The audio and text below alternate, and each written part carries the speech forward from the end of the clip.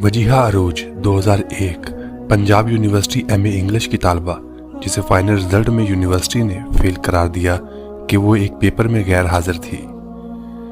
یہ بات وجیہہ عروج کے لیے باعث حیرت ہونے کے ساتھ ساتھ انتہائی پریشان کن بھی تھی، کیونکہ وہ تمام پیپرز میں حاضر رہی تھی اور تمام پیپرز اچھے طریقے سے حل کیے تھے۔ اسے لگا شاید یونیورسٹی سے غلطی ہو گئی ہے۔ وہ اپنے والد کے ساتھ شعبہ امتحان پہنچی اور اپنا کیس متعلقہ افسر کے سامنے رکھ دیا، تو بجائے تحقیق کرنے کے یا ریلیف دینے کے اس نے وجیہہ کے والد کو مخاطب کرتے ہوئے کہا، آپ کو کیا پتا آپ کی بیٹی امتحان کے بہانے کہاں جاتی تھی؟ یہ جملہ وجیہہ اور اس کے والد کے سر پر بم کی طرح گرا اور وہ جیسے سن ہو کر رہ گئے۔ یونیورسٹی نے غلطی ماننے اور ڈگری جاری کرنے سے انکار کر دیا۔ بات آفس میں سب کے سامنے ہوئی تھی، آنن فانن یونیورسٹی میں پھیل گئی اور ہر آنکھ وجیہہ کو خطاکار اور یونیورسٹی کو حق بجا سمجھنے لگی۔ وجیہہ کی زندگی جیسے کسی چور کی زندگی جیسی ہو گئی۔ کچھ نہ کرتے ہوئے وہ اپنے ہی گھر والوں اور معاشرے کی نظر میں مشکوک اور گناہگار ٹھہری۔ اس نے عدالت سے رجوع کرنے کا فیصلہ کیا اور یونیورسٹی کے خلاف کیس کر دیا۔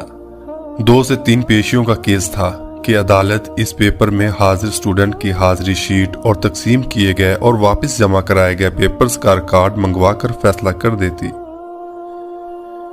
لیکن کیس شیطان کی آنت کی طرح لمبا ہوتا گیا۔ پیشیوں پر پیشیاں پڑتی رہیں۔ وجیہہ کی شادی ہو گئی اور وہ کینیڈا شفٹ ہو گئی، 2 بچے ہو گئے، کیس چلتا رہا۔ بالآخر 17 سال بعد 2017 میں لاہور ہائی کورٹ نے پنجاب یونیورسٹی کو قصوروار قرار دیتے ہوئے اسے وجیہہ عروج کو ڈگری جاری کرنے اور 8 لاکھ روپے ہرجانہ ادا کرنے کا حکم صادر کر دیا۔ بی بی سی کو انٹرویو میں وجیہہ نے دکھ کا اظہار کرتے ہوئے کہا کہ آج وہ ڈگری میرے کسی کام کی نہیں۔